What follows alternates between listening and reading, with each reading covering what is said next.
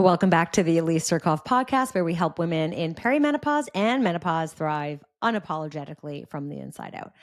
All right, let's talk a little bit about how not to fuck up the holidays. We have Canadian Thanksgiving, which is different than U.S. Thanksgiving. Our Thanksgiving is in October. It is on a Monday, and U.S. Thanksgiving is what we all feel is the start of the holiday season, which is at the end of November. So we do things a little bit differently here in Canada, and you might be feeling like, all right, it's like the first kind of big long weekend that's not summer. You're in fall clothes and you're getting together with family, and there's lots of food. And what do you do? I totally understand, because this always coincides with like the Jewish holidays. So for me, growing up, we really didn't do Thanksgiving. And you know what? If I'm being honest, like Thanksgiving in Canada is not as big as it is in the US. In fact, Canadians, I think, celebrate US Thanksgiving more so than Canadian Thanksgiving. But for a lot of us, Thanksgiving really just means spending time with family, getting together with friends, and, you know, having turkey, having stuffing, really enjoying some quality time with quality people. Wherever you are, whatever you celebrate, this is really for you, is how not to fuck it up. So I know for me, like I said, Jewish holidays are just like bam, bam, bam, right? We have the Jewish New Year. It's over 2 days. Growing up, we would do like lunches and dinners for like 3 nights in a row. And so it was like the night before, the first night, the second night, and then the end of the Jewish holidays in that time frame ends with Yom Kippur, which is the Day of Atonement. So it's like a 10-day period. It ends with a huge like 26-hour fast, which is so appropriate. So it can feel a little bit like, oh my gosh, how do I not fuck this up? Because I mean, if you're anything like me, when you're around family and you're around good people, people that you really love, it is so easy to overeat. There's typically lots of food, right? The table is just dressed so beautifully, holiday, religion, whatever it is, right? It's just food really can bring people together. And you might be like losing sleep over this if you're someone who is crushing some goals. Maybe you're like counting your calories, counting your macros. Maybe you're working with a coach right now and you're like, I just don't want to fuck this up.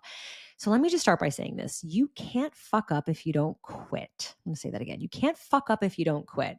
On our community call yesterday at FFW, I was talking with a client who said that she ate like an asshole. It was the first time in 5 months. But you know what? The next day, she just went like right back into routine. And I said, what you get better at as you start to change your identity, really form those habits that are going to keep you on track for your goals, is the level of resiliency you have. So like bouncing back is your superpower, right? So like maybe 5 years ago when you went for Thanksgiving, you just like overate, and then you had the fuck it mentality. You're like, fuck it, I already overate. I'm just going to keep overeating. Sunday football, let's just keep going. And then, you have leftovers and you're like, well, I mean, it's leftovers. It's good turkey. It's good stuffing. It's good pumpkin pie. I'm just going to keep fucking going, right? Whereas now you're like, yeah, it's like one day. And after that one day, you're good. That's it. Or maybe you're kind of where I am right now, where you're like, it's one meal. So I know for me, when I get together with my family over the holidays, I don't want to really feel restricted. And I guess we have to redefine what restriction is. If you don't know about that, I'll drop the link here. I did a podcast episode on redefining that. But for me, it was like, just being told that I can't have the foods that I would eat once a year made me want to eat them. Right? It's like that reverse psychology. Don't think of a purple elephant. No, all you can think about is a purple elephant. So like I want to have my aunt's pudding that she makes, and I want to have the apple pie that, so and so makes once a year. I'm just going to have a bite of this. I'm going to like taste everything and binge on nothing. Okay? That's like the healthy mindset. It's like I'm just going to like put my plate together. The other thing I'm going to do is I'm not going to go back for seconds. So that's something that I used to do. I used to just do seconds, thirds. They was like, how full can I get? If you remember the Friends episode with Joey over Thanksgiving, when he wore Phoebe's maternity pants, and he's like, these are my Thanksgiving pants, right? We're kind of getting out of that mentality right now. So we don't want to feel deprived, but at the same time, we want to definitely enjoy. I think what a lot of people do is they're like, I'm just not going to eat anything. Just fuck it. I'm not going to eat anything for the day. I'm just going to eat everything at night. That's a big mistake because again, how you eat at one meal will affect how you eat at the next. So we still want to have an easier day. So for sure, if you're going to have like a big dinner, then what I would do is like have the same amount of lunch and breakfast, but I might take down carbs just a little bit, knowing that I'm going to go likely carb heavy in the evening. All right. So I'm not like going egg whites and spinach and like a 200-calorie meal. I might just keep it a little bit more fat based. My meal's a little bit smaller, knowing that like the majority of my carbs are going to be from dinner, and then be unsurprised the next morning when the scale goes up because carbohydrates, it's going to hydrate your body, and then you will see that reflect on the scale. So like, let's not freak out the next day. And then more importantly, let's just get right back on track. So number one, don't skip meals because you're going to be going out. In fact, what I would love for you to do, and it's something that I do, before I go for these dinners, I will have like a protein shake, like a naked shake. So this is just like protein, almond milk, protein, and water. And I'll take that down. I will even sometimes have a chicken breast if I don't want to have that. Why do I do that? Because this is the time of year for holidays that I'm going to be a little bit looser with nutrition. All right. I'm not going to worry so much about like, did I get 40 grams? Did I get this much protein? Like, I'm just going to be like, yeah, I'm going to put a little bit of protein on, but like, I want to enjoy these foods that I don't normally have. So I want to make sure that I hit my protein goal, and I want to make sure that my body has enough of the nutrients in them because I'm likely going to train in the morning. I'm going to keep going. Again, resiliency is high. I'm just going to bounce back the next day. So I might have that like naked shake or like chicken around like 4 o'clock or something, assuming we're going for dinner at like 5:30.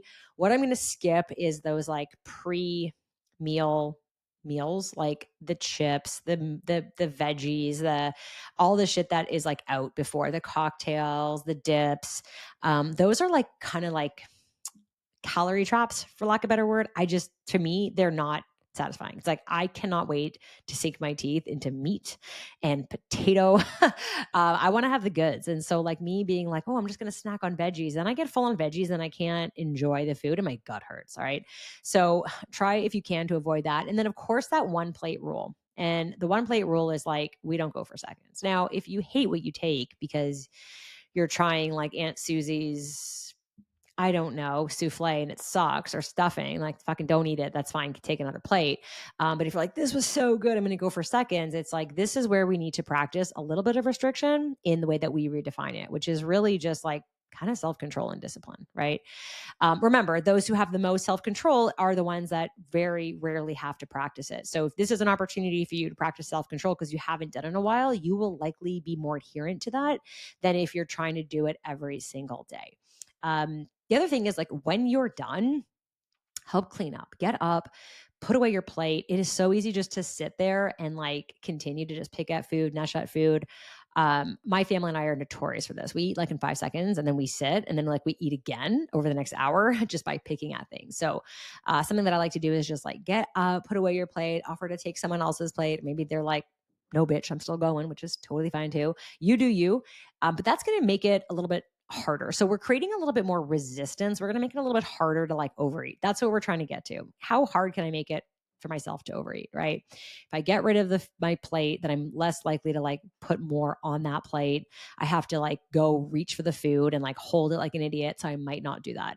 The next thing is like for dessert. I love dessert. I rarely can have dessert because I'm gluten-free and dairy-free, but at family events, social events that are like holiday themed, I will say my family loves me so fucking much that they always make sure that there's something I can eat. And sometimes I will bring it. In fact, when I go out for dinner with people or we go to someone's house and they're responsible for dinner, dessert, I'm like, don't get me gluten-free shit. It's good. Cause like, there's always like that weird cookie thing. And then I feel obligated to eat it and I don't. And then they feel bad. And I'm like, just don't fucking buy me shit. But when it comes to family, my nieces are celiac. My mom's also gluten-free. So like we have a lot of us that have like dietary issues.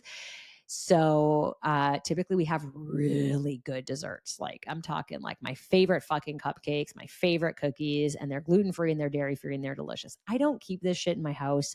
I very rarely have opportunity to have dessert at a restaurant, at someone's house, when I'm traveling. So I will take advantage and eat the fucking cupcake. I'm not going to lie. So I will also make sure to keep that into account when I'm eating dinner, is like, I do want to be hungry and satisfied for dessert. And then typically what I'll do after is I'll go for a walk. Best thing you can do after, a really indulgent meal is just get out and go for a walk. That will help with insulin sensitivity, bringing it back up a bit. Digestive tea will be really great. So, like mint or ginger or chamomile will be really good after, just to help settle the gut.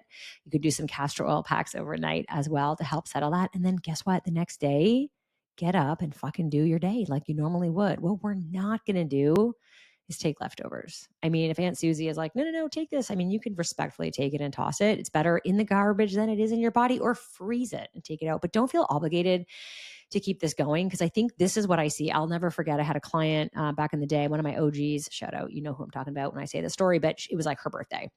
And she was telling me, like, I kept seeing like fucking birthday cake in her in her food diary. And I was like, am I a shitty coach? Because like, how long ago was her birthday? Her birthday was 6 days ago. And she had written like, hey, last day of cake, I'm not having cake anymore. And I'm like, bitch, your birthday was 6 days ago. Why the fuck are we still having cake? Like, I get it. You love the cake, but like freeze the rest of it. And she even said, she's like, oh, I just felt bad wasting it. So I'm like, so for 6 days, you've been eating like it's your birthday. You get one day. It's the same thing with the holidays, my friend. You get one day, you get one fucking meal. And you know what? Even if you disregard all of this and you just eat like a fucking asshole for one meal and that's it, and you go back to like your life the next day, mark my words, I promise you, you will be fine, because what you do most of the time matters more than what you do some of the time. But caveat here, if that some of the time becomes leftovers, becomes not going back to basics or resiliency or baseline, and so the next day you're like, well, I'm just going to still keep eating this, or then what you're eating some of the time now has transferred into most of the time. All right, so just keep that in mind. And if you are in Canada and you are celebrating Thanksgiving, happy Thanksgiving. Let me know how it goes. What are you grateful for? I'm thankful that you are here. And I would be even more thankful if you just left me a review and let me know how you're enjoying the podcast. Or better yet, just click that 5-star rating. That will really help the podcast grow. Happy Thanksgiving. Until the next time.